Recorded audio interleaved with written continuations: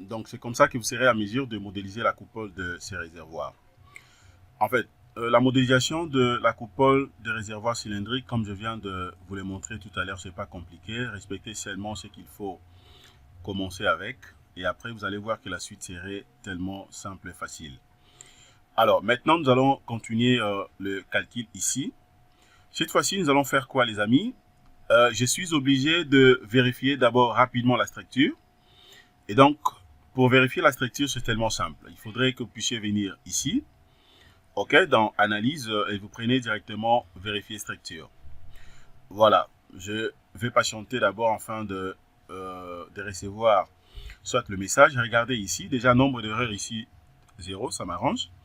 Mais je suis inquiet sur le nombre d'avertissements. Comme vous le savez, les avertissements ne sont pas du tout graves, mais néanmoins, je suis obligé de les corriger si je veux. OK, pas d'appui, ce n'est que normal, puisque jusque-là, je n'ai pas encore placé les appuis. Et puis, il y a quelques nez isolés ici. Donc, le nez isolé pour porter la correction ici, c'est beaucoup plus sympa. Eh bien, c'est juste question de venir double-cliquer sur le nez isolé. Et le nez sera directement sélectionné. Ça, je peux fermer et je fais directement Delete. Alors, dès que je fais Delete, vous allez remarquer que je vais supprimer déjà quelques nœuds. Mais je suis sûr et certain que j'aurai encore quelques nœuds isolés que je pourrai donc supprimer après.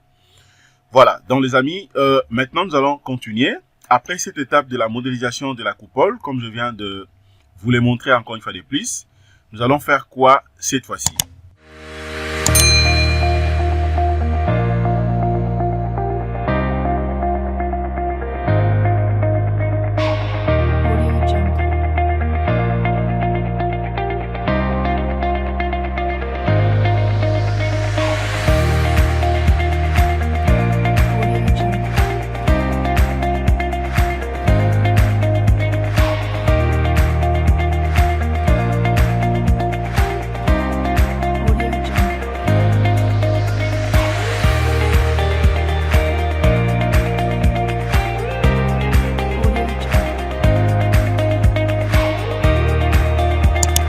Comment définir le cas de charge d'un réservoir cylindrique?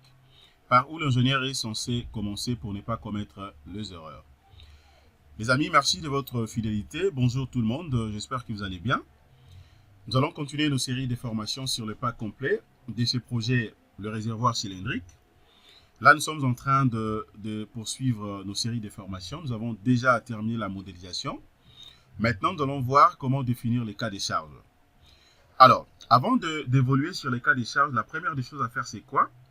J'aimerais d'abord vous signifier que le réservoir que nous sommes en train de calculer ici, nous allons le calculer premièrement tout en étant plein. Et après, nous allons refaire les calculs tout en étant vide. OK? Puisque c'est très important de bien comprendre ça. Comment l'ingénieur peut donc calculer un réservoir tout en étant plein, mais aussi comment l'ingénieur peut calculer un réservoir tout en étant vide. Comme ça, à la fin, on pourra comparer le résultat. Et aussi, la particularité de cette formation, nous sommes en train de travailler sur deux méthodes. Nous avons d'abord la méthode Bayel. OK? Question de voir comment on peut dimensionner les éléments de la structure ici. Est-ce que les éléments de structure dimensionnés suivant la norme Bayel seront-ils bien évidemment économiques, contrairement par rapport aux éléments de la structure dimensionnée suivant la norme Eurocode 2. OK, nous allons commencer d'abord par le Bayel et après on pourra voir comment dimensionner donc ces réservoirs en suivant bien sûr la méthode d'Eurocode 2. Alors, maintenant, avant de définir les cas de charge, je viens d'abord ici, je vais prendre Outils. Question d'avoir la précision sur la méthode que je suis en train d'utiliser ici. OK?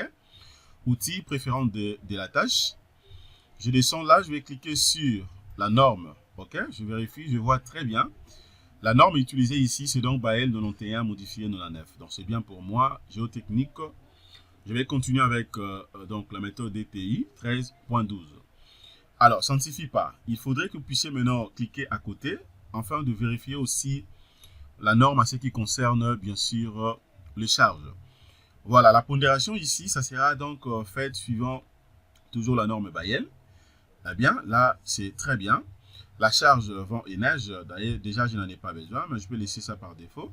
La sismicité aussi de la structure, je n'en ai pas besoin, puisque la structure que je suis en train de calculer ici n'est pas dans une zone sismique. OK? Mais néanmoins, il faudrait que vous puissiez vraiment vérifier ça. Donc, je réponds comme j'avais dit au début. Le réservoir cylindrique que nous sommes en train d'étudier ici, nous allons l'étudier suivant des méthodes. Nous commençons d'abord par la méthode de Bayes, OK? Et après, dans cette méthode de Bayes, nous allons d'abord calculer la structure tout en étant plein, OK? Pleine plutôt, donc les réservoirs tout en étant pleins. Et après, nous allons calculer aussi les réservoirs tout en étant vides. Et après, maintenant, nous allons passer, étudier la structure aussi suivant la méthode Aerocode. Donc là, je suis dans le bon. Je peux confirmer. Voilà, étant donné que là, je n'ai aucun problème, maintenant, je vais définir les cas de charge. Pour définir les cas de charge, c'est simple. Je peux utiliser soit les onglets que vous voyez ici, en termes bien sûr de nomenclature, ou carrément, je peux descendre ici. Vous voyez, je peux venir soit juste en bas ici. Voilà, donc je vais cliquer sur cas de charge. Alors, pendant que vous allez définir les cas de charge, prière d'être très prudent pour ne pas commettre les erreurs, puisqu'il ne faudrait pas que vous puissiez mélanger les charges permanentes ainsi que les charges d'exploitation. Il faut avoir vraiment la précision. Avant d'y aller, je vais d'abord aller rapidement sur l'énoncé que j'avais ici, réservoir circulaire ou cylindrique. Je vais voir quelque chose ici, pas ici. Voilà, je prends ça, la coupole ici déjà, la hauteur était connue. Voilà, ici je vois très bien que la charge d'exploitation appliquée ici est égale, donc qui est égale à 1 kN par mètre carré. OK? Par mètre carré, la charge d'exploitation ici eh bien, sera appliquée tout simplement sur la coupole. OK? Bien évidemment, tel que configuré. C'est par rapport à la configuration ou la conception de ces projets. Alors, à part ça, je suis obligé d'appliquer aussi quoi ici? De l'autre côté ici, parmi quelques cas de charge que je vais définir, j'ai également ce qu'on appelle la poussée des terres. OK, la poussée des terres sera bien évidemment appliquée. OK. Hormis à part, ça c'est la poussée des terres que moi je vais appliquer ici. À part la poussée des terres, je vais aussi appliquer la surcharge de remblai. OK, donc j'ai la poussée des terres ainsi que la surcharge de remblai que je suis obligé d'appliquer. Et après, maintenant, en bas ici, je vais appliquer quoi? Je suis obligé, OK, justement, d'appliquer aussi, donc, la valeur des remontées ici, OK, communément, ce qu'on appelle, justement, la remontée capillaire, OK, si je peux le dire comme ça, tel que configuré par rapport aux données que moi, j'ai ici. Voilà, mais alors, à part ça, également, je vais donc tenir compte des coefficients de l'acidité du sol. Vous voyez? Ce sont des données que moi, je vais faire face ici. Bon, déjà ici, regardez comment je vais procéder, les amis. Je vais d'abord vérifier la configuration de quelques données ici. Les qui égale à 1 kilonewton plutôt par mètre carré. C'est bon. Voilà, c'est bon. Là, je n'ai aucun problème. Alors, maintenant, je peux y aller. Maintenant, qu'est-ce que je fais ici? Attendez.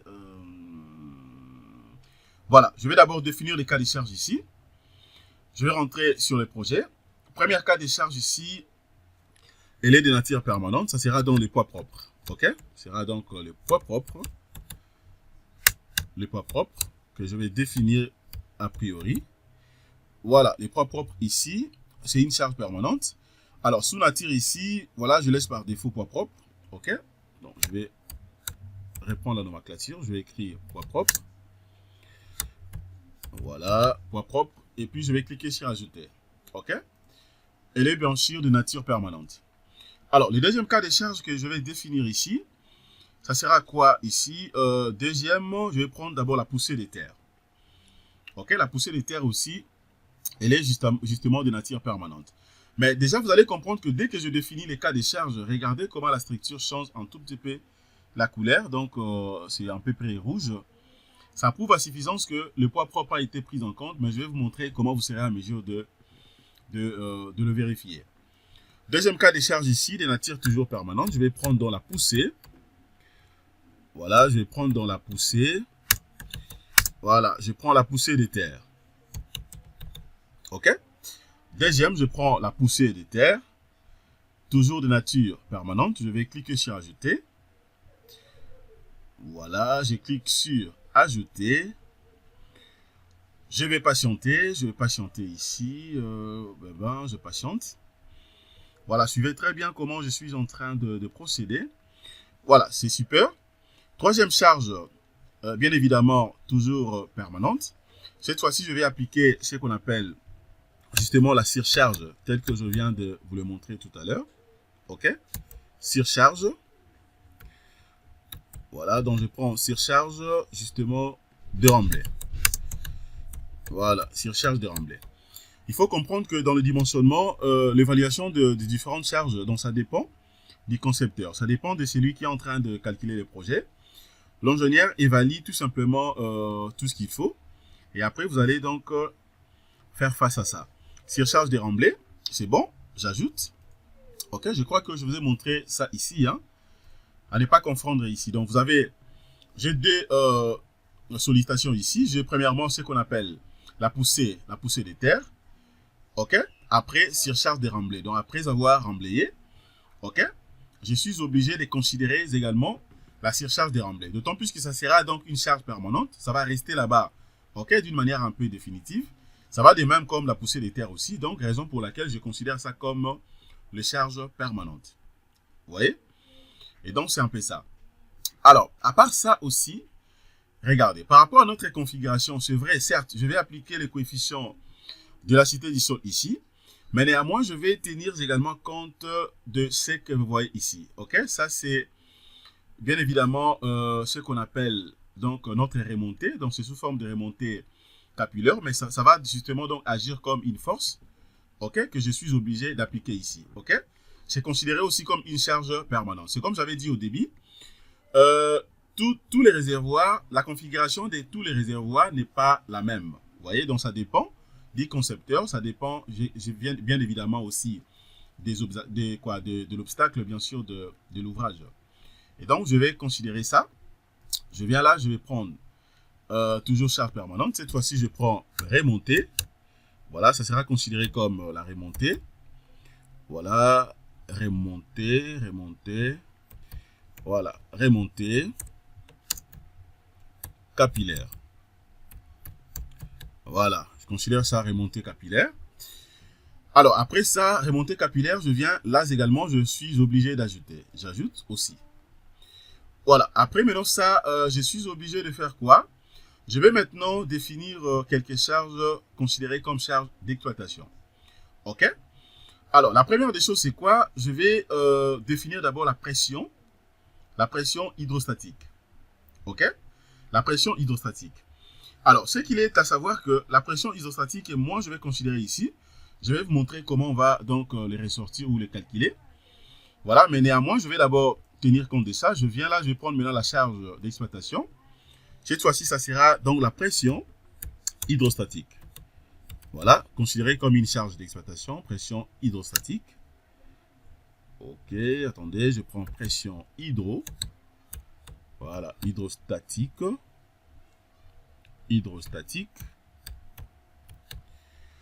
Ok, pression hydrostatique, c'est bon. Ok, et puis j'ajoute. Voilà, à part la pression hydrostatique, je vais considérer encore quoi?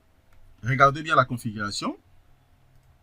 Je suis obligé de considérer aussi, ok, l'entretien des réservoirs, donc le poids d'entretien des réservoirs, puisqu'il faut comprendre que de temps à autre, que les gens voudront beaucoup plus faire l'entretien. La personne peut monter sur la coupole, tout comme entrer directement, ok, entrer en bas ici, à l'intérieur bien sûr des réservoirs, question d'entretenir. Et donc je suis obligé de considérer ça aussi. Ok, donc je considère ça entretien des réservoirs. Voilà, entretien des réservoirs. Ok, entretien des réservoirs, c'est bon, j'ajoute. Après ça, est-ce que c'est tout? Non, c'est pas tout. Eh bien, je crois que je vous avais dit, il faudrait considérer aussi la charge d'exploitation qui sera justement donc appliquée sur la coupole ici. Ok? Qui sera appliquée sur la coupole. Voilà. Et donc, je viens là. Bon, ça, je prends ça, c'est le mot qui. Je vais appeler ça qui, voilà, qui exploitation. Ok.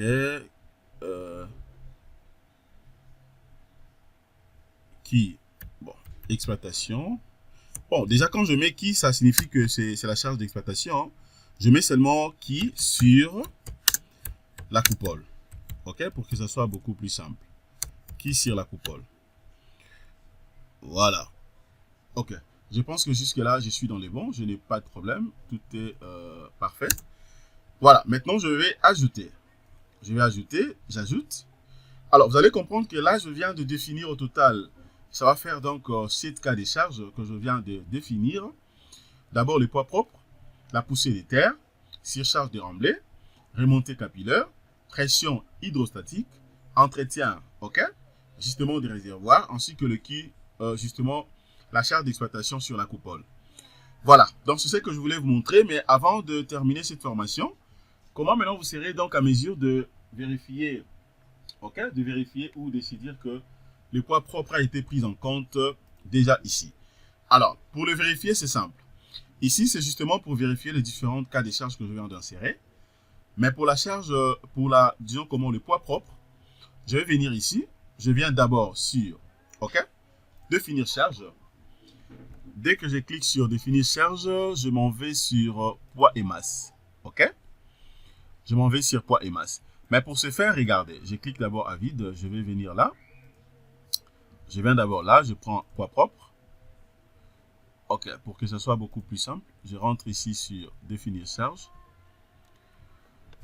Au niveau de définir charge ici, je vais patienter. Voilà, question d'avoir la précision. Puisque, comme vous le savez, l'ingénieur travaille toujours avec la précision. Voilà, pour ne pas vous embrouiller. Puisque si déjà que vous avez... Voilà, regardez ici, rien qu'en cliquant ici, ok, je vois très bien que le poids propre est figé. Ok, dès que c'est figé comme ça, cela stipule que le poids propre a été pris en compte. Mais si vous refusez de le voir à partir d'ici, eh bien, je peux soit venir, par exemple, ici. Ok, je peux venir là. À partir d'ici, je prends chargement. Ok, je prends chargement. Eh bien, je vais voir aussi le poids propre. Donc, il y a plusieurs méthodes. Hein. C'est juste question de... Voilà, c'est juste question de vérifier pour se rassurer que le poids propre a été pris en compte. Alors, ça, c'est juste question de le soulever. Ok, attendez. Voilà. Non, je vais soulever ça. Voilà, voilà, voilà. Donc, dès que je soulève là, vous allez voir que le poids propre sera considéré. Bon, ou carrément, si vous refusez de faire ça comme ça, pour que ce soit beaucoup plus simple, je vais rentrer sur la géométrie. Ok, je vais vous montrer une autre méthode. Il y en a plusieurs. Je vais rentrer sur la géométrie. Voilà. Tout celui qui est ingénieur, maîtrisez bien ces logiciels, c'est très, très important. Voilà, donc je viens ici sur chargement. Je vais prendre, par exemple, tableau de chargement. Ok, là, c'est beaucoup plus sympa. Tableau de chargement, voilà. Vous voyez très bien que le poids propre est pris en charge. Hein. Donc, regardez ici, c'est considéré poids propre. Ok. Donc, c'est comme ça que vous serez à mesure de vérifier cela. C'est comme j'avais dit, donc, tout celui qui est ingénieur, maîtrisez bien ce logiciel de robot structural analysis professionnel, puisque c'est très, très, très important pour tous les ingénieurs. Voilà, comme vous le savez, les architectes travaillent toujours avec les ingénieurs, puisque nous travaillons, nous tous, presque sur le même domaine. Bien sûr que chaque métier a justement des spécificités, ok, lui rattachées, mais néanmoins, nous travaillons tous sur le même domaine. Voilà. Ok, les amis, donc voilà ce que je voulais vous montrer concernant cette formation. Je pense que vous avez bien maîtrisé comment définir les cas de charge pour les cas de ces réservoirs cylindriques. Merci de votre disponibilité, les amis. Excellente journée. Au revoir.